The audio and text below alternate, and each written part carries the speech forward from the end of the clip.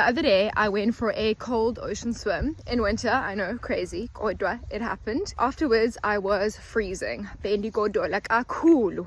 I was very cold, and so I decided I would pop into Vida afterwards to get a coffee to warm up. I ordered my coffee ngesi in English. I heard the baristas speaking ngesiXhosa in isiXhosa. I was shivering waiting for my coffee, and one of the baristas said to me, "You look very cold, why are you so cold?" So I explained I'd been swimming in the ocean, and he just said, "Why do you guys do that to yourself?" I just said, "Eish, abelungu." I got a good laugh. I also said, "Ingele iqhaqhazelisa amazinyo."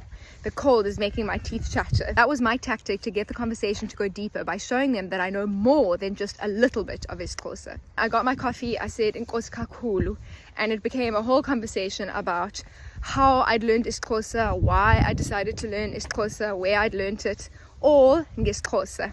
It also happened to be Women's Day. I said goodbye. I said to the woman behind the counter, "Nilonwabele usuku lwembokodo."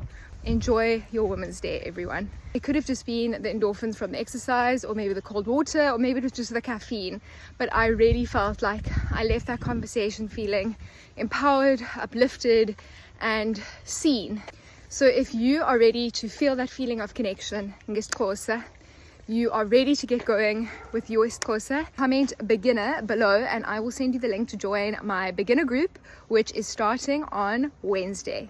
It is 8 weeks of live group calls and a WhatsApp group for support. We're doing beginner content. It's all about practice, helping you get those opportunities to speak in your life. So comment beginner and I'll send you the link to join.